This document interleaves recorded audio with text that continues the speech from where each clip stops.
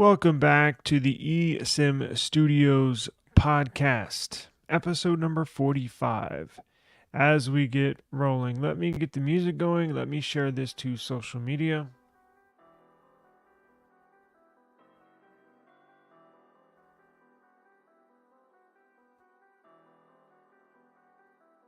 All right, almost done. We got to roll quick because I got a lot of stuff to do. But wanted to get an episode in. We did have a good amount of news today, right? In discussion today.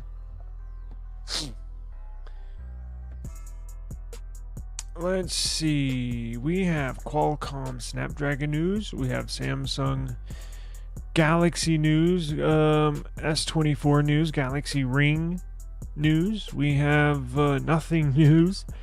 And we've got what was it? We got nothing news, Pixel news, Qualcomm, a bunch of stuff, man. Bunch of stuff going on. I wanted to first thank everybody that's listening. We do have a bunch of new listeners. We have this is obviously not only the OG podcast where you can view it and where I originally streamed from. However, you can take us on the go. If you want to listen on your favorite podcast application, we are available there. We're on Spotify. We are on Pocket Casts, the wonderful app. We are also on Apple Podcasts, all that good stuff. So you can take us with you wherever you go and be right in your pocket. Right in your ear. Or I think of Spotify, you can also do the you can also watch it as a video, because I upload the video and then you choose whether you want to watch the video or just listen to the audio. So let me got the link sent out, and I think that shall do it. I don't want to waste too much time on the intros because the number of listeners are picking up. And post live stream and also the replay. I don't want to sit here and blabble on and delay the show. I know y'all want to get right to it. So that is exactly what we will do.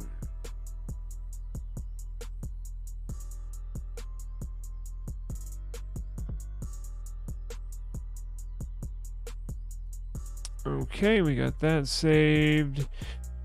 Alright, everything looks good. I got the links. So if you see anything or hear anything that we're discussing and you want more detail, please go to the description box. Now, if you're watching this on Instagram, the description will not be displayed, but if you are, shoot over to our YouTube channel, eSIM Studios, and you can get the full description, full links, and all that good stuff right in the description box, right? Let's see. Okay, I do want the playback quality to be halfway decent. Alright, I think we're good. Let's see here. Let me get my banner going.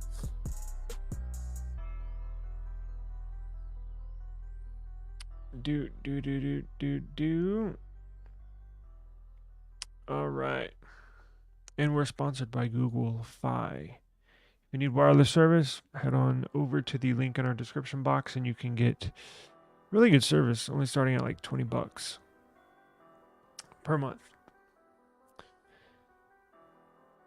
All right, let's jump into it. Let me grab... Hang on 1 second. I'm missing my other phone with my info on it. Give me 1 second.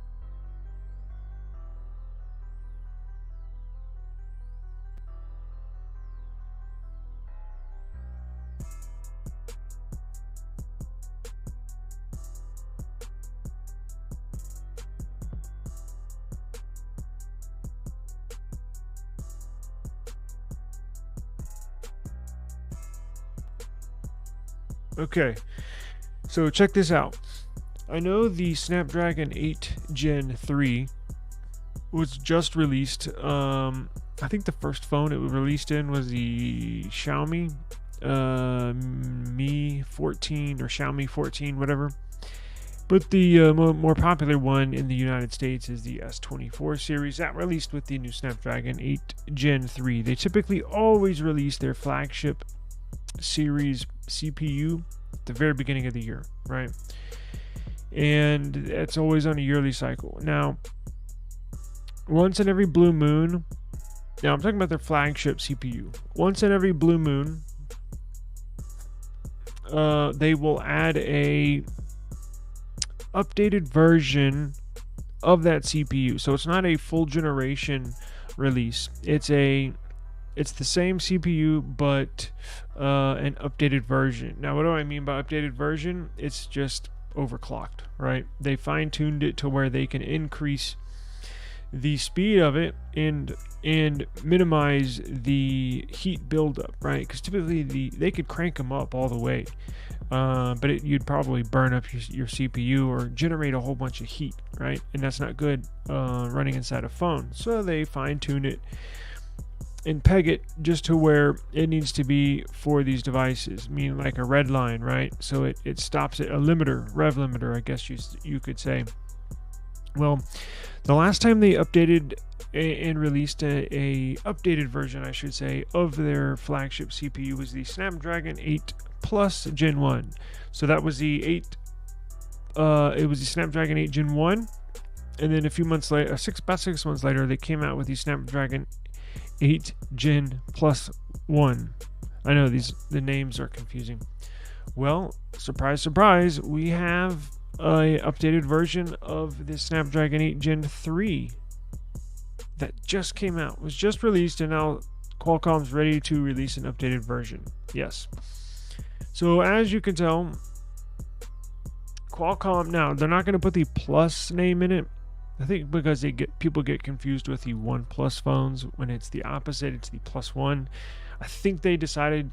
Now look, it looks like they're gonna go the Apple route. Y'all remember? Some of y'all that are around my age, right? 39, 40.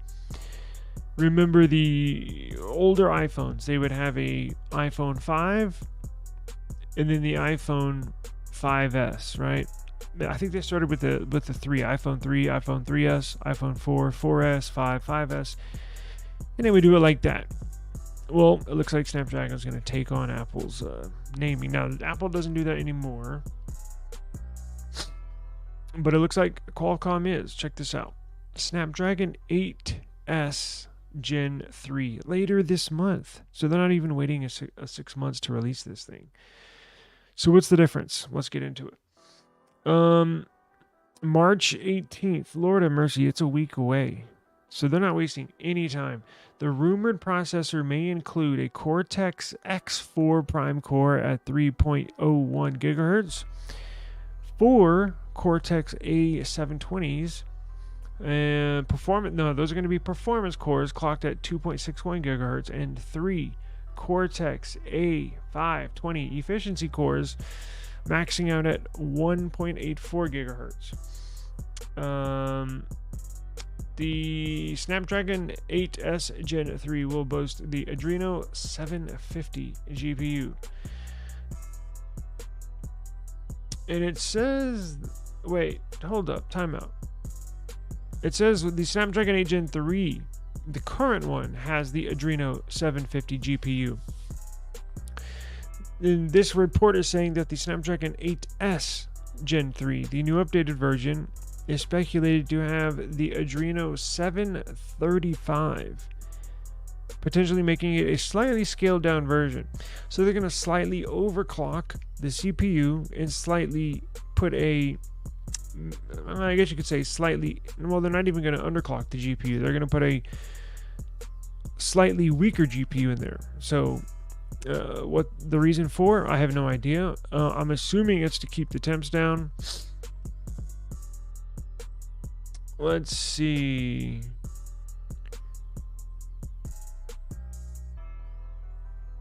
So it appears that I'm trying to figure out why they were coming out with this updated version if they just released this one. Typically,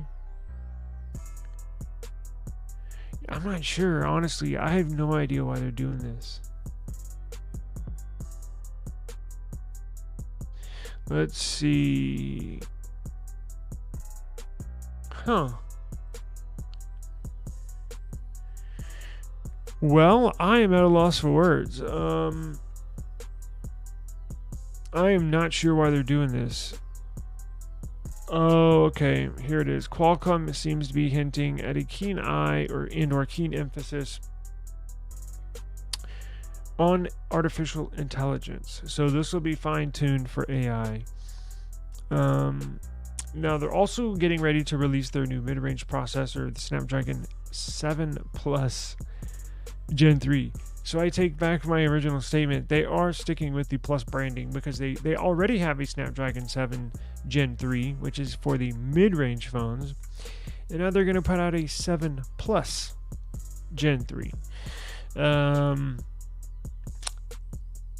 Yeah, I think that explains it. I don't know why they... Well, yeah. I'm at a loss for words. I have no idea why they're doing this. It says the Snapdragon 7, remember the new mid-range CPU they're about to put out, Snapdragon 7 Plus Gen 3 is rocking the Adreno 732 GPU under the hood, which looks like it's going to be fairly comparable to the new Adreno 735 that's going to be in the new Snapdragon 8S Gen 3 flagship CPU. Listen, I think they just fine-tuned this for AI. I don't know what phones they're gonna put it in. The phones that we have coming out. So what are the next flagship Android phones we have coming out? The OnePlus 12 was already released, and that has a 8 Gen 3. S24 was released, that has 8 Gen 3. The Pixel 9 is gonna come out, which we have news on here in a second. That doesn't even have Snapdragon. It's going to have the new Tensor chip. So the only other phone I can think of, and I'm not sure they're going to do this, is the Nothing Phone 3. Could this be a Nothing Phone 3 specific CPU? And or possibly other applications? Maybe. We will have to wait and see. What CPU would Nothing put in their phone for the Phone 3?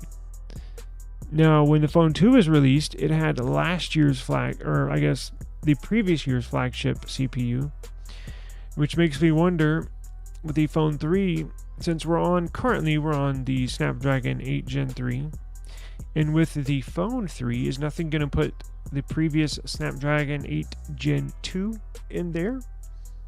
I have no idea. I have not heard any rumors. I have not seen any leaks. I have not seen any renders or heard anything online.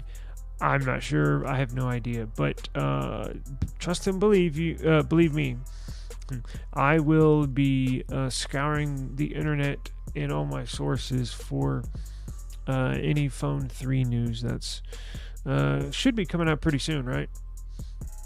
Now, with that being said, as we were speaking about flagship CPUs and Qualcomm's release schedule for them, there was a little news that hit the press, right? Snapdragon 8 Gen 4 CPU, flagship CPU, appears, we got some numbers out, and it appears it should blow away, destroy, demolish Apple's latest and greatest flagship CPU, the A18 Pro. Now, this year was the very first year that any Android CPU on benchmarking tests. This is the first year with the Snapdragon 8 Gen 3 that it even got close, and in some benchmarking tests actually beat the CPU, the flagship Apple CPU that's in the iPhone 15 Pro Max or Pro. Typically in the past, the Apple chips would demolish any Android CPUs, and this year was the very first year Android caught up, and it appears they are not only going to catch up, but they are going to blow past what Apple has to offer on the silicone side. So Qualcomm is confident that this new 8 Gen 4 will launch in October, so they're even bumping up their release schedule for their flagship CPUs. Remember, they always release them right around January at the very beginning of the year. Looks like they're going to move it forward. Going to launch in October, right? When that's right around the time that iPhone is going to release their iPhone 16 series with the new Apple Bionic A18 CPU.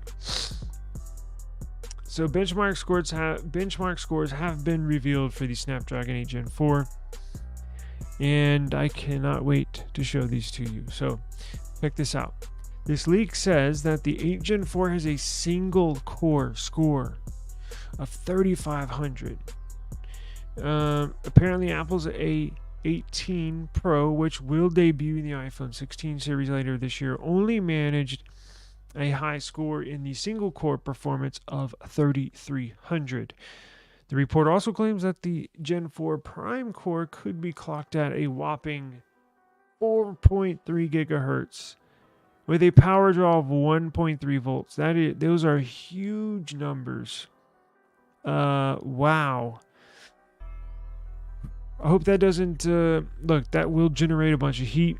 It's going to draw a bunch of power, but good thing about Qualcomm is they fine-tuned them and they will only release that full power when it's needed, right? If you're just doing normal day-to-day activities, on social media, your emails, even taking some pictures, that's not going to touch that Prime core.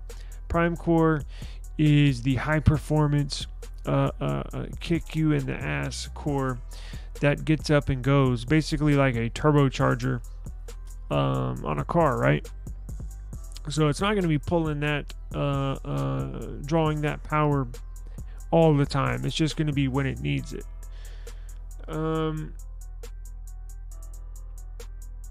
So they're saying, look, those numbers are true, right? Those are true numbers. However, you may not see those scores or that much power in the final product, because what Qualcomm is doing, they have the CPU, they're testing it in a custom device that they built. They're trying to get the highest score possible to make news, right? To get attention, right? To say, hey, look at these scores that we got, look at this CPU we got on the way. When in actuality, when we get next year's flagship Android devices and they have this 8 Gen 4 in it, the scores might be a little less, right? The power may be a little less because they have to fine tune it for everyday users. They're not just out here trying to achieve the absolute highest score possible, right? And that's normal, right? Every company, every CPU manufacturer goes through this. Nonetheless, those scores are freaking awesome, and I cannot wait to see. I cannot wait to get my hands on one, right? So the 8 Gen 4, the new Snapdragon 8 Gen 4 we just talked about, will be put in the S25, at least here in America. I'm like 99% sure. Always got to leave out 1% because nothing's set in stone, but you will see it in the next Samsung devices. Hopefully, I'm not expecting much out of this new Tensor G4 CPU by Google, just because we've seen scores leaked and they're not that impressive, to be honest with you. But Google's not out to win the benchmark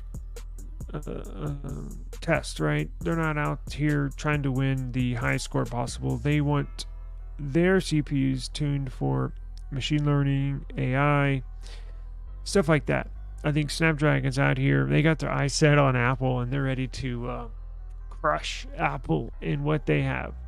So there's two different theories, right? There's two different ways to go about it. Now these Qualcomm CPUs here in the Samsung S24 series are really, really good. Battery life's really good. Performance is right there. The only thing I wonder is battery life. If you get something so powerful, now those efficiency cores that they put in there are going to have to work very well, and I'm sure they will. That'll help with day-to-day usage. And I'm assuming it seems like almost every year, vapor chambers, cooling system gains a little more popularity as we go on with each release. And I'm glad to see that, because I think that's a very, very important integral part of the device, right? If you've ever out been taking photos, videos, and then your device shut down, right? It gets too hot. It's such a bummer. So, interested into seeing where this goes. Now, they set it for an October release date, so it's not too far away. Certainly bumping up the launch date of this. And as we mentioned before, in 1 week, on the 17th, they are releasing another flagship CPU. We just mentioned the new Snapdragon 8S Gen 3 will be released. So that one's geared more towards fine-tune for AI. So, and I'm not sure, again, what application they're going to put that in. Nothing Phone 3 is right around the corner. We don't know what CPU that's going to have. But all the other flagships are already spoken for. Xiaomi's already released theirs. OnePlus already has released theirs.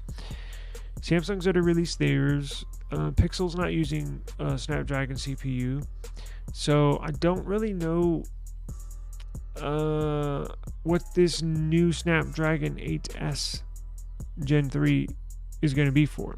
Said it's geared towards AI, but nothing phone's not going to go all in on AI. So I don't know. It doesn't really make sense right now, but I'm sure as time goes on, we'll get a little more clear view of how things play out. So stay tuned to the channel, because I'll definitely keep you posted on this stuff, right?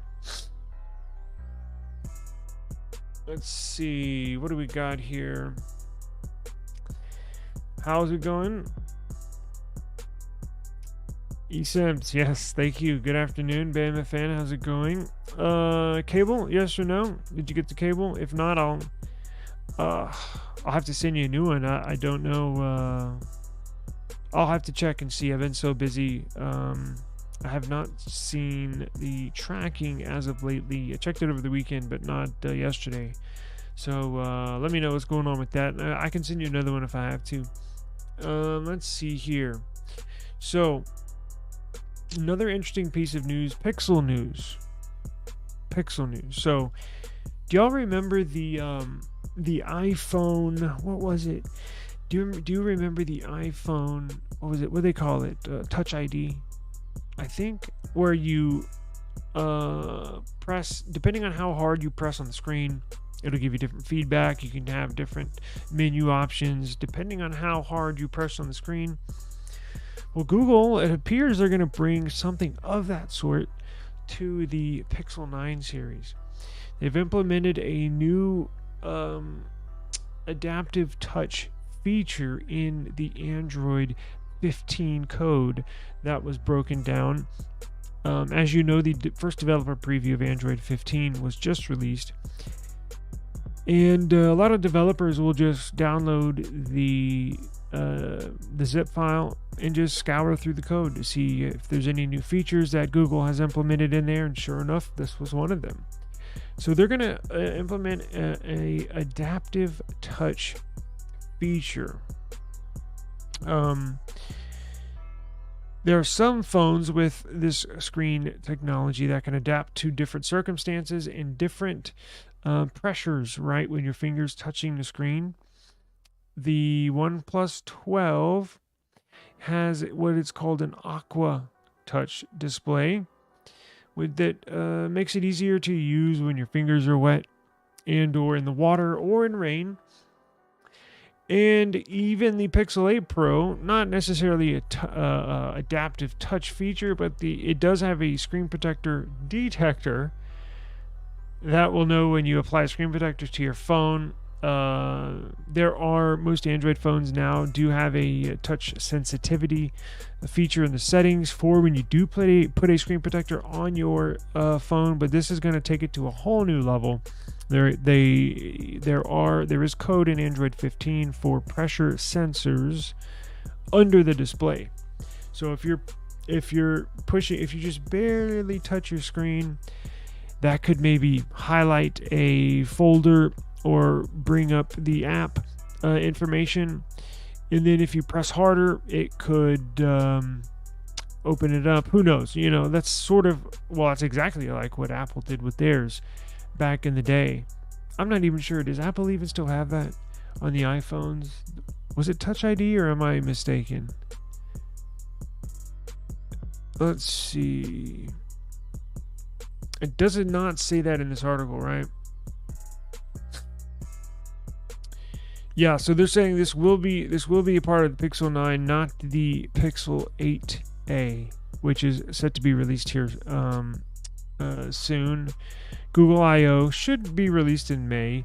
This is a feature you're not going to put on a mid-range device. It should be a flagship-only feature, and looks like the Pixel 9 is going to be. Looks like we're gearing up for a really a good device here. Cannot wait for that thing. Okay. Now, speaking of Pixel, the latest March update is out and available for the stable build users and for the beta build users. Now, if you got your Pixel, purchased your Pixel from a carrier, AT&T, T-Mobile, those updates can actually take a little bit longer to reach your device than having a unlocked model, right? If you buy it directly from Google, from their website, it's unlocked for any carrier. You get all the updates right when they're released, basically. Now, if you get them from a carrier, AT&T, T-Mobile, they take a little longer, typically up to a week longer. Now, why is that? That's because T-Mobile, AT&T, Verizon actually have to receive the update first.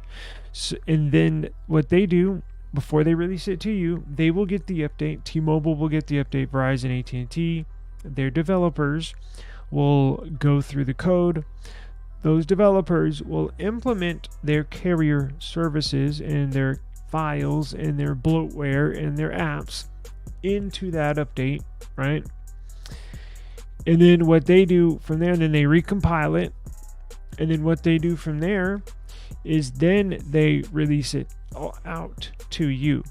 So if you have a carrier Pixel, you're actually getting the update like secondhand. So you're technically getting it from the update from your carrier, because they have to implement their bloatware and all that crap before you get it.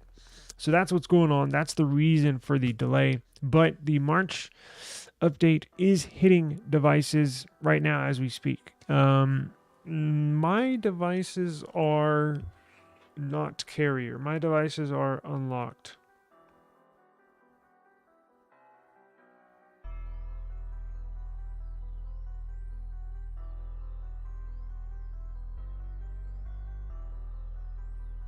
Mine are unlocked. Let's see if it has AT&T. So their Pixel 8 Pro on AT&T received the update this morning. And then plenty of other users on Reddit with AT&T Pixel devices are seeing the update as well. T-Mobile, Google Fi, there are a handful of reports of updates as well.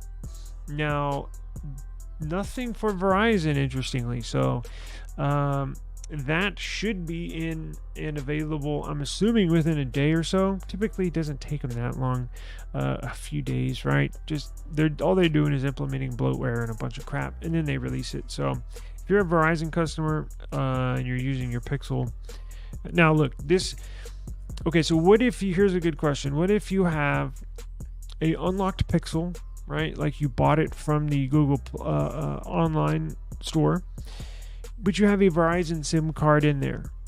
Does that include you? No. If you have an unlocked Pixel, meaning where it was purchased, it does not matter what SIM card you have in there. This is the originate. where did it originate from?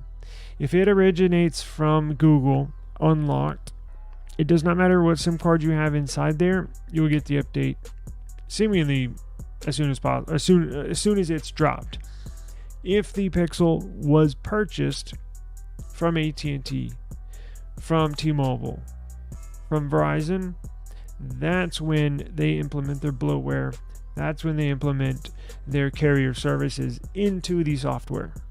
And that's when it will be delayed when you get an update, right? Let's see. Good afternoon to you, sir. Thank you for joining us. Appreciate it. Check this out. So I tested this. Speaking of Google, speaking of the updates, they just released their March update now on the stable build, and a week later, they rolled out the update for beta users. I'm a beta user on my Pixel. They threw this in there, and we're just now finding out. So I had no idea this was available. So as you know, Samsung, this is what I'm talking about inside the March update for the Google Pixel was a option for a hooking up your phone to a external display, right? In a previous and this has never been activated on any Pixel ever, where you can plug in your phone to a display, a monitor right behind me, boom, and you can use your phone, on a display. Google's never had that. Samsung is famous, although I don't think still many people are aware of it, but Samsung DeX.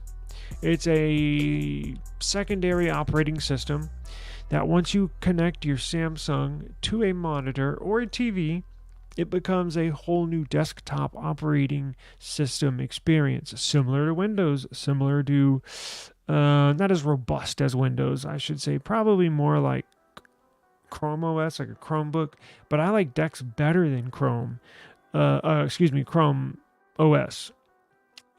can use all your apps. Anyways, that's not part of it. I saw this story coming out about 8 months ago, about a year ago. There was this, I did a story about the Pixel 8 having a DeX-like experience, right? I could not wait. The Pixel 8 series was released, and as soon as I got it, I plugged it into a monitor. Absolutely nothing. I was like, man, what the hell? I thought they were supposed to have like a desktop mode. And then I never thought about it again. That was 3 or 4 months ago. And then today I see this. I'm like, holy shit, I cannot believe this. I wonder what it looks like. So I go to plug in my external monitor to my Pixel. Now, side note, it does work. The external display does recognize the Pixel 8. It is the external display does recognize it's plugged into a device. And on the opposite end, the Pixel 8 Pro does recognize that it's plugged into an external monitor. However, apparently you have to have a certain dock or a certain peripheral or a certain plugin to use, hardware, physical plugin, not a software or an app or anything. It's a physical device that has to be plugged in between your Pixel 8 Pro and in between your monitor. You have to use what is called a display link device. Let me show you what it looks like. Watch this.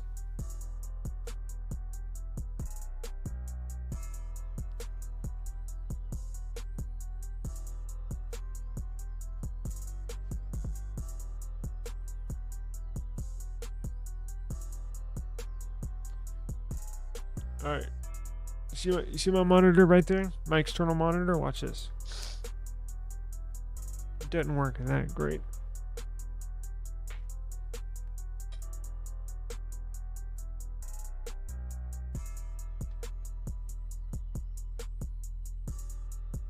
So I can plug it in with a USB Type-C cable. So So this Type C cable is a Thunderbolt 4. It not only runs high wattage and amps, meaning you can hold a lot of power. Now this one cable can run power and display, right, from one cable. So Pixel 8 Pro, now watch, the monitor will recognize it, but nothing happens. You can't control it. It just basically goes to your lock screen. Watch.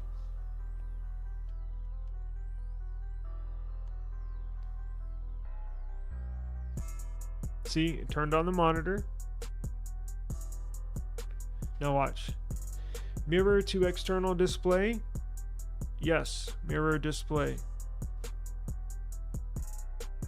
And that's all it does. It simply has the same image that's on my lock screen, goes to your external display right here. And that's it. Now, if I connect a Bluetooth mouse to my Pixel, there is an icon down here, but it still doesn't work. You see that icon right there? Like a menu icon? It still doesn't work. So here's what you have to do. If you want to get desktop mode on your Pixel, I'm gonna buy one of these and have it shipped here. Hang on, let me show you.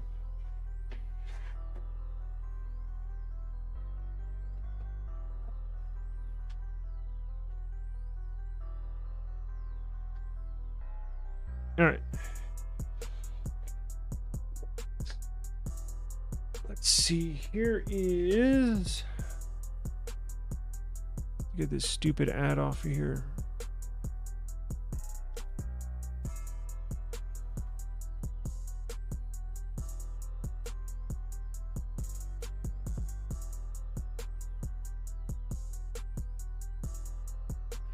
Okay, so here's what you got to do.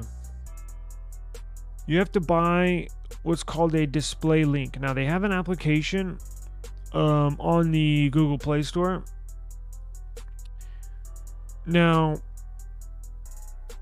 unless you buy, a special display link. It says, yes, okay, we've already been over that. Now, this is only on the beta build. This is not on the stable build. If you're running a Pixel on the beta software, this will work. If you're running Pixel on the stable build, it will not work. Let me show you what you got to get. Where is display link? Where the hell is display link? Let's do this.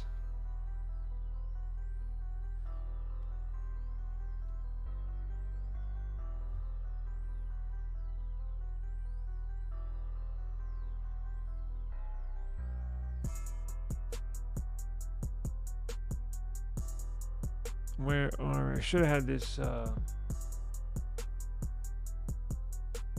Should have had this ready for y'all.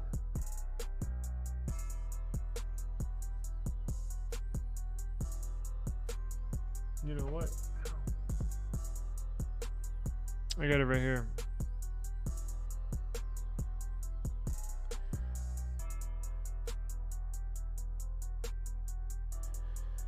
Synapses.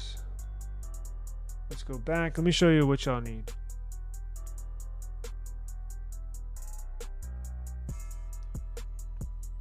Deny cookies. Deny.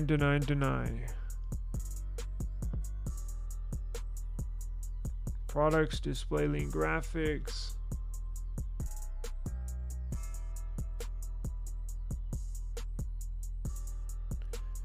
Display link products. Okay, so I'm going to put this link in the description box. This is, I don't know why they chose to do this, but this is this is how it is. So if you want to run an external display on your Pixel, you're gonna have to buy one of these. I'm gonna put this link in the description box. So you have a USB docking station, you have a USB monitor. I don't know, I might get on Amazon and see if they got like some third-party stuff that supports display link. There's a USB adapter, wireless VR, And then you have the display link technology. It's interesting. They only have like a USB Type A. They don't have a Type C plug. They don't have a HDMI. So I'm not really sure what's going on with that. But I'll link this in the description. So if any Pixel users out there want to connect your device to a external monitor, here you go. All these will have display links. See, it says plug and play or plug and display. Wink, wink, haha. So they do have more products now. Now, I don't know how much they are. You know, they could be an arm and a leg, which would really suck. Let's click on one of these and see real quick how much we're dealing with. Oh, they are on Amazon. It's only 80. Well, that's still expensive though. Like, why should you have to? Why should you have to? Oh crap! Y'all haven't even seen that. Here, display link. You should not have to buy a whole nother device just to be able to plug your phone in your Pixel into an external display. Like that's pretty ridiculous if you ask me. So apparently there's a lot of stuff that I have been mistaken. However, they do look expensive, so not a good sign. The cheapest thing they got, it appears, is this USB 3.0 to HDMI universal video adapter with display link. I guess Pixel has display link USB Type C output in their devices. Supports up to 6 monitors. Jesus. So you would use this, right? See this right here? I think that's the cheapest thing. I'm gonna go ahead and buy it. You put this, you connect this, your HDMI cable, to your monitor. You hook the other end in here. So one end to go to your monitor, the other HDMI end cable will go in here. And then you plug this USB Type C adapter into the USB Type A adapter, and then plug your phone into there, and then it should allow for external displays to be viewed. Is that the cheapest thing they got? What was it, 39? Yeah, looks like it. Wow. 37. Excuse me, 30. No, what is it? Huh. Well, the other one comes with an adapter, so I'm gonna go ahead and get the other one. I will order that here in just a second. And let's see. That appears to be it. Oh yeah, I'm running really. See the stupid time change messes me all up, right? Because just a few days ago at this time it would be dark as hell, and now there's still sunlight out. So it's way later than I originally thought. So I gotta roll. I do appreciate you joining us. I'm gonna purchase this display link, and it says it'll get here by tomorrow. So that's what tomorrow's video will be: a review not only of the display link product, but a review of the Pixel 8 Pro external display. So, and I'll plug my pair my Bluetooth mouse and keyboard up to the Pixel, and we'll see how it compares with DeX. That'd be a good video. Samsung DeX to compared to Google Pixel. What are we gonna call it? Pixel DeX. I don't know. We'll come up with some clever names. But thank you for joining. This is eSIM Studios podcast, episode number 45. Remember, you can take us with you wherever you go, not just here on YouTube, but I mean in the audio form. We're on Apple Podcasts, Spotify, even iHeartRadio. We're on Amazon Podcasts, Google Podcasts, Pocket Casts app. I'm trying to get us all over the place, so we're headed in the right direction. So, thank you very much. I hope you have a eventful and safe evening tonight, and as always, I will see you tomorrow. Peace out.